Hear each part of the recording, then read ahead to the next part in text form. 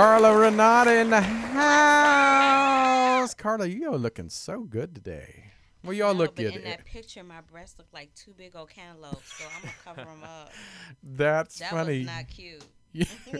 I was going to say something, but I will move on because, you know, I love my Carla. Shut up. All right. So, okay, we're going to try this because he told me his name, and I'm blonde, and I have ADD, so my attention span is about Abhi, right? Abhi, like Bobby. Abhi, like Bobby, exactly. Like Bobby Brown? Like Bobby Brown. Oh, for okay. the record, That's for the record, I love cantaloupe. It's delicious. You know what, that Abhi? we can go a lot of places with that right there. All right. Well, we have in studio a young gentleman. He is a very famous actor. Oh, no. No? Well, in my eyes, you are. But he's on a new TV series called Chasing Life, and I can't wait to talk to him about this because there's a big, deep, heartening message in this TV series. So we're gonna welcome Abhi Sinha. That's perfect. Yay! Oh my God, I got it right. Yay! Yes. Welcome to the show. Hey, thanks for having me. All right, so you looking at your resume, you've done a lot of stuff. You've been on a lot of other television shows and movies.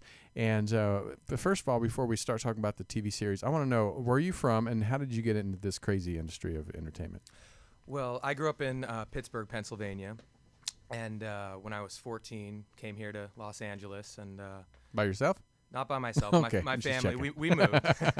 They just sent me off. Go They're west. like, yeah, go west, get outta boy, here. and make your fortunes. You wanted too many cookies. Too many cookies, and so came here when I was 14 with my family, and they reside in Palm Springs. I went to a boarding school in L.A., and while I was in boarding school, got bit by the acting bug, but the school didn't really let me, like act and go out and audition and leave the school. Those rude people. Rude school. I showed them I'm not going to college at all. Right. But I actually did end up going to USC for a year. And then Oh, you did? I did. I studied sports journalism and neuroscience, and then I made the decision to That's kind of a be combination. a serious actor. I know, It is. neuroscience It is. to acting. Yeah. That was my reaction. I was like, okay, really, Yeah, in what am I class, gonna this do? is not for me. I'm going to go do something else. Were you getting a lecture one day and you were like, yeah, I don't think I'm going to be doing this. Oh, pretty much. I actually got my grades back, and I was like, you know what? I can do better than 30% in this class, so I need to become an actor. By the way, the people in the chat room are loving you already. Oh, They're great. like, he's gorgeous. Oh, thank you. So He's like, really? Really? No, please. Yeah, if I look like you. Look at that hair. Amazing It's hair. gorgeous, yeah. Now, did you have to grow your hair out for the show? It's funny, we did the pilot in December of 2012, and then we didn't get picked up till 6 or 7 months later. I didn't touch my hair. I was all Grizzly Adams. They were like, shave your face, but we like the hair. And then I basically responded by saying, that the second episode is chronologically a day later from the pilot. Right. They said, no one will notice. It's fine. And everybody's like, how come his hair? I have people coming to me being like, is that a different guy in the first episode? No, that's me. No, that would be me. Just with shorter hair.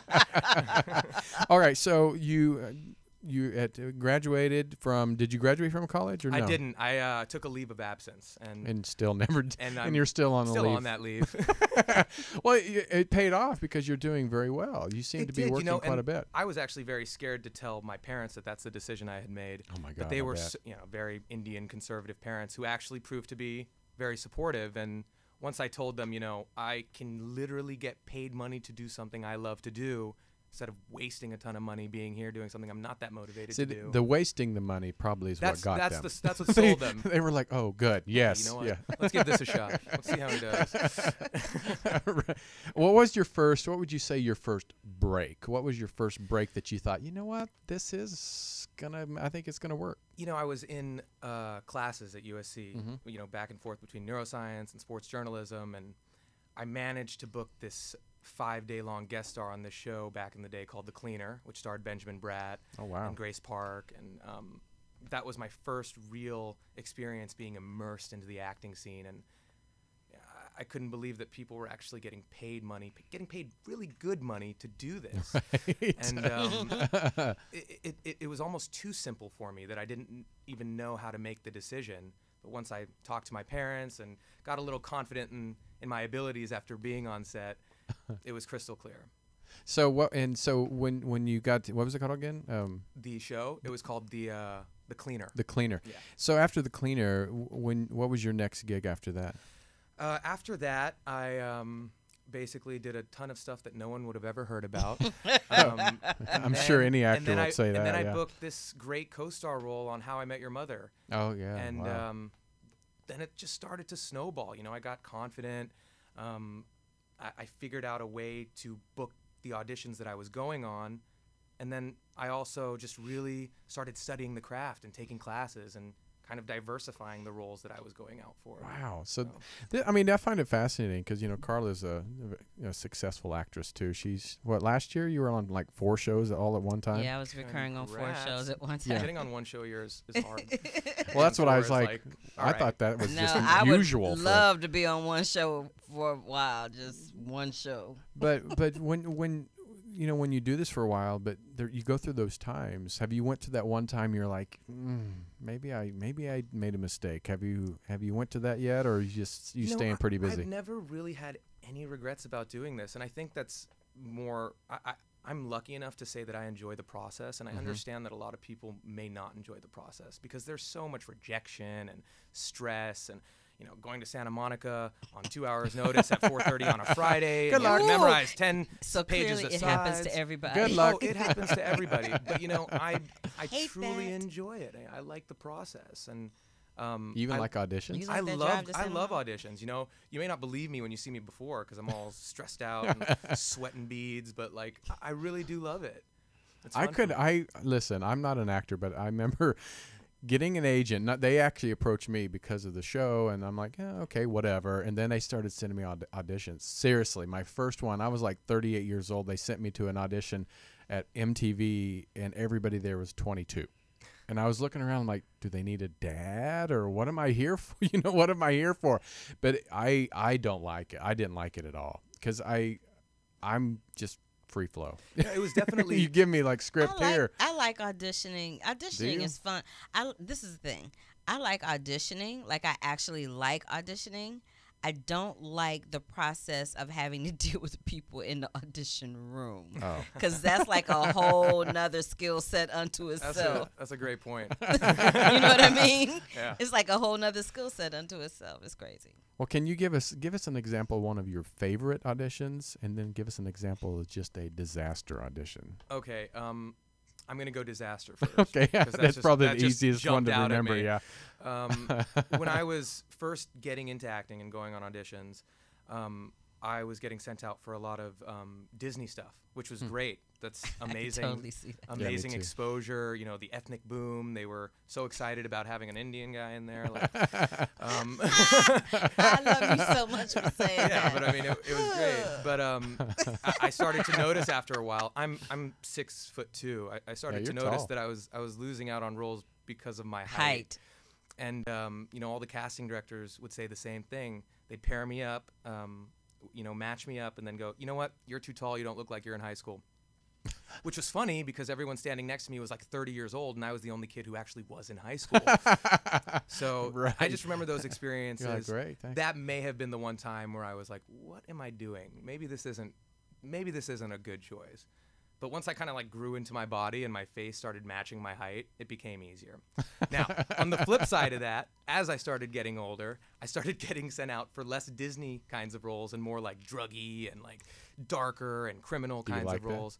I started booking them, so clearly it worked. It's hilarious. I remember this one audition for this independent movie I did, I Melt With You, which stars Jeremy Piven and oh wow, that's a great cast. Rob Lowe, and so it was a great cast, great independent film. But I remember in the audition, my character is doing drugs and like rolling a joint, and so I'm sitting there, and you know, before my audition, I'm asking people like, do you think I should just mime this? They're like, no, just take papers in there and start rolling one up. So I took some papers in there and just fake rolled a joint, and I booked the role. It was amazing. And I just remember thinking, wow, they do not care what you do in there. Just do it. I guess if you're playing the part that they want, they don't care what they you just want do. you to make a choice. They just want you They to do just it. want you to make a choice and be strong with whatever choice you make. The second you try and take the safe route, you've already lost. Right. I mean, you know. Yeah, I do know. I do know. Do you when you were growing up, were you a shy kid, or were you always kind of that creative, outgoing? It's interesting. Growing up in Pittsburgh, there's such an influence on athletics and sports. Right. And I don't want to misspeak. They have a huge art scene, but it will never supersede their love of sports and athletes. So growing up as a kid, I played the saxophone. I loved to act. I loved to entertain. But all my friends were doing football and tennis and sports, going to Steelers games, going to Penguins games. So I really, fell in love with that. Growing up, if you had shown me, any famous actor on a TV show or a movie, I'm like, yeah, that's cool. But if a member of the Steelers or Penguins walked by, I was giddy. I mean, those were my celebrities. So when I moved to California, it was just interesting to see this kind of paradigm shift in that, yeah, we like sports out here, but the arts is that's what drives it. Yeah.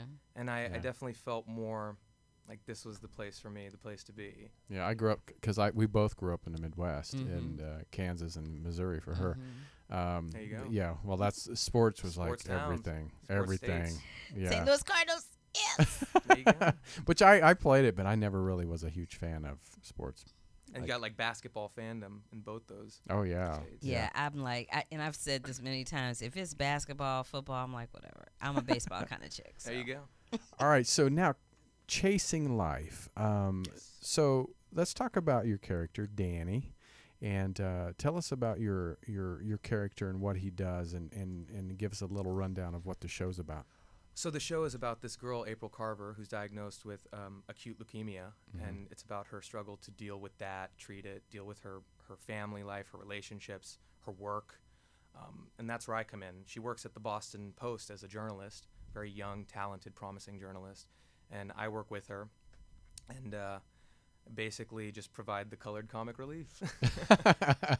He said the colored comic relief. That's hilarious. Now, were you always funny? Do you have good timing? Because I know that's the biggest thing is timing when you try to play that comedic side. It's interesting for this show. It's fallen all so into place where everyone knows their roles so well, and it is fun for me to be that funny guy. Normally that's not how it is. When I think I'm being really funny, people see a very dramatic side to me, and when I think I'm being very serious and being dramatic and having this gravitas, people are just laughing their butts off. So I didn't mean it that way. I gotta try and manage this and just use it to the best of my abilities.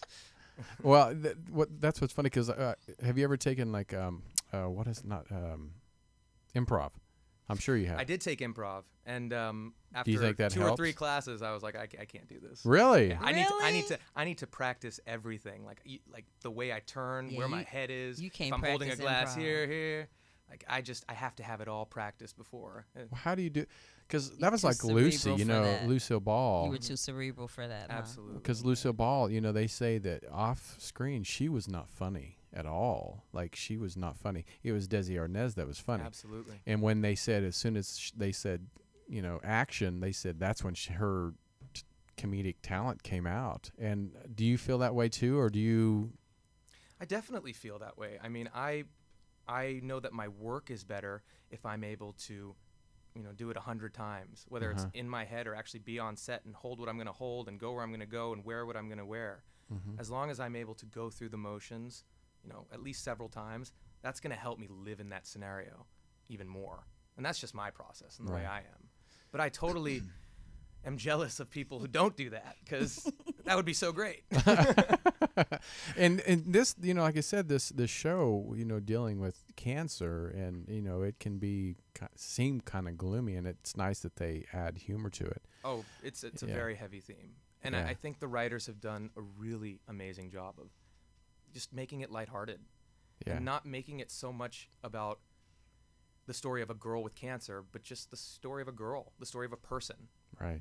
I think the precursor to that might have been The Big C with Laura Linney. It was on, I think it was on Showtime. Absolutely. And they approached that subject on that show from a very light point of view. Like they approached it the way they would approach anything else, not paying specific attention to the fact that this girl was sick, but more to her life and the people around her dealing with her in the course of her life in that particular place and time. Absolutely.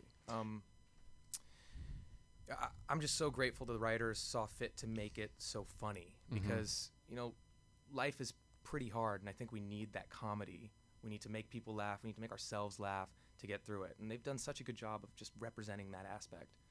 Oh, I agree. I find things funny a lot of times that people find like too serious. Very gloomy. Yeah, because I just think life is too short. I mean, it goes way too fast. Can't take anything too seriously. Yeah. Speaking of serious, go. No, you go. Okay. Speaking of serious, I noticed that you worked with James Spader. Did you work with James Spader on Blacklist? I didn't work with him personally. I worked with Viola Davis. Oh, you did? Wow. Yeah. She looked at me, and she looked at me. She looked my way.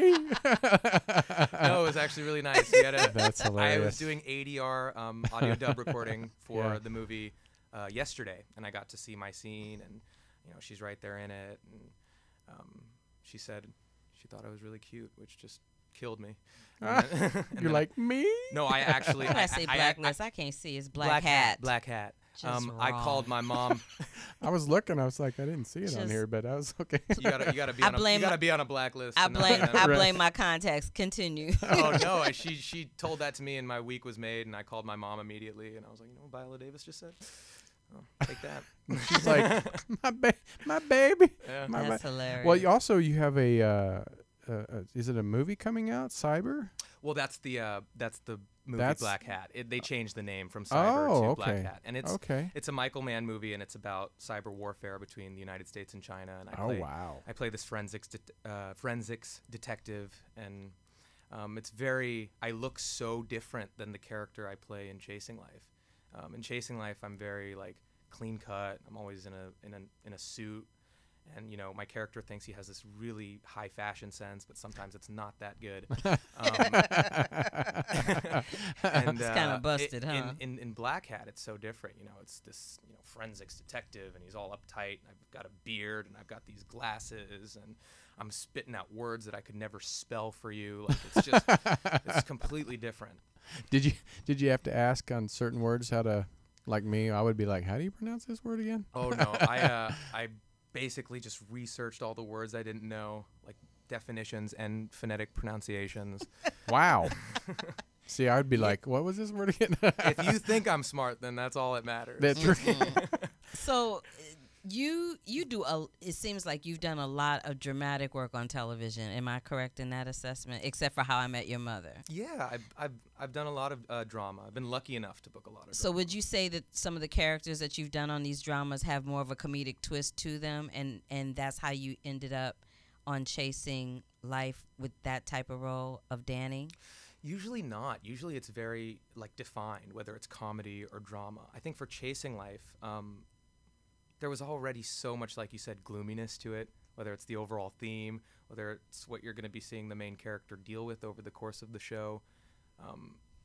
So they really made an effort and an attempt to bring in comedy, whether it's, funny guys, ethnicity, right. whatever you need to make people laugh. The reason I ask is because a lot of time my thing is comedy. Right. So a lot of times when I do book a dramatic role, it's usually a dramatic role that has a comedic twist to it. That's why I asked you. Interesting. Asked you that. It's usually been pretty defined. Linear. Okay. Absolutely. All right. Who? Because you've worked with a lot of people. Who have been some of your favorite people to work with, and what did you learn from them? Let's see. I loved working with Benjamin Bratt just because I was so raw as an actor, and I didn't know what I was doing, and he made the effort not just to talk to me and ask me how I was doing, which it goes so far when you're just new and you don't know anything, and all these guys are on set and they've been on set for a year and doing this job, and you come in and you have to just be at the same level as them. You need the leaders of whatever project you're doing to sometimes come out and say, hey, how you doing? Where are you from? And just initiate a conversation that'll relax you so much and allow you to do your job that much better. And as long as you can remember that everyone there wants you to do your job as well as you do, I think it's a lot easier. Well, not only Robin Williams passed away, but Joan Crawford Not Joan Crawford. Oh no, you not didn't. Joan Crawford. Oh my God, what was it? What? Lauren Bacall. But that's what somebody's saying that they before they met her and worked with her, they said that, oh, she's so difficult to work with, and then when they worked with her, they said no, she's just very professional, and she expects everybody else to be professional, which I agree. If you're coming to this industry and you want to be in this industry, I think you should come prepared. Yeah. And speaking on that note, would you say, so you were talking about how you went and you studied acting because you were coming from a completely different vantage point and background. Do you think if you had been someone that came to this without training or having the common sense to know that you had to get some training, do you think the trajectory of your career probably would have had a different turn? Yeah, I think there wouldn't be a career at all. I mean, I couldn't get acting teachers to look at me, let alone agents and managers and the people who were going to help me get to that level where I was getting job opportunities and auditions. I needed to become a better actor so that I could get my acting teacher to put in a good word for an agent who would then sign me.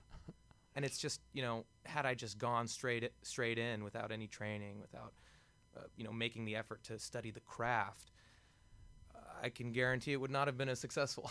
I just wanted to make that point for those of you that are out there, because a lot of times, I know, because a lot of times, especially since we live in an age now where there's so many talent show competition type of things where people spend 13 weeks on a show and they get a record deal, or this or that or the other happens to them, they need to know that it really is quite important that you have some training under your belt, because when your nerves kick in and you can't think straight, it's the training that's going to help you get through those moments. Absolutely. I couldn't agree with you more.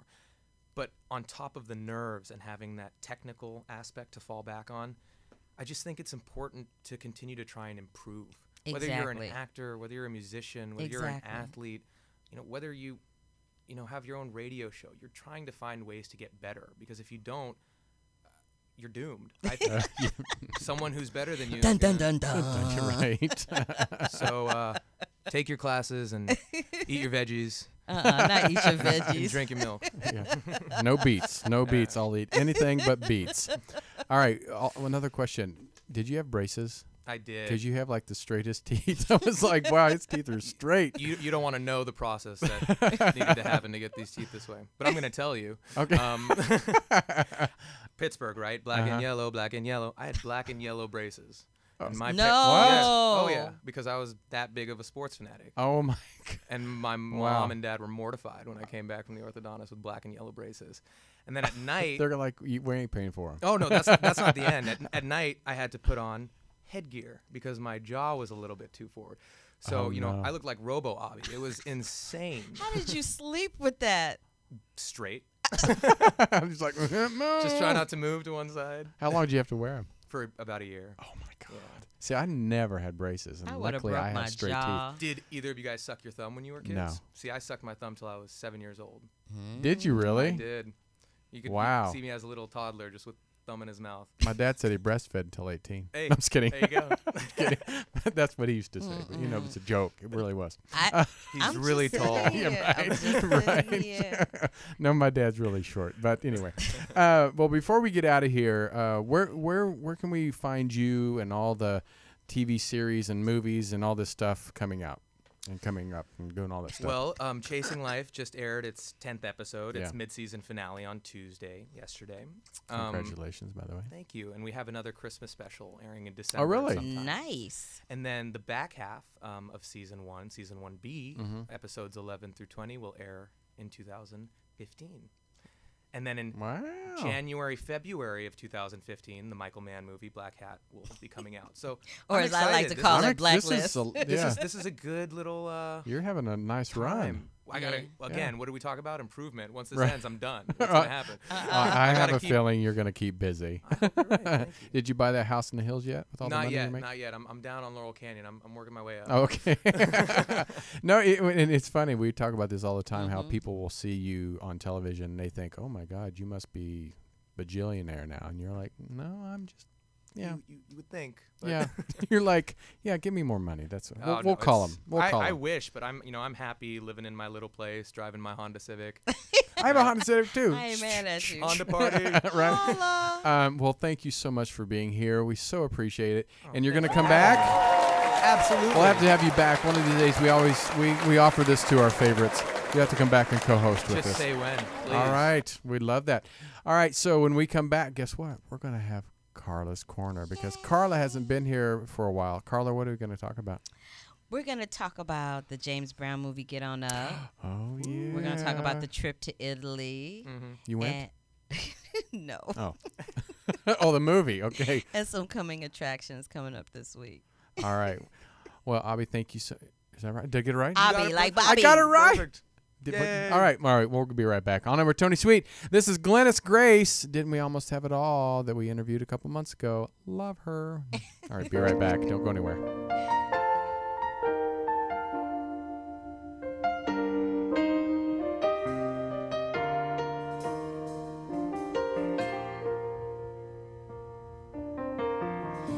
Remember when we held on in the rain, the nights we almost lost it. Once again, we can take the night into tomorrow, living on feelings, touching you, I feel it all again. Didn't we almost have it all? When love was all we had, worth giving. The ride with you was worth the ball, my friend. Loving you makes a life worth living. Didn't we almost have it all? The nights we held on till the morning. You know you never loved that way again. Didn't we almost have it all? The way you used to touch me felt so fine. Boy, we kept our hearts together. Down the line, a moment in the soul can last forever. Comfort and keep us. Help me bring the feeling back again.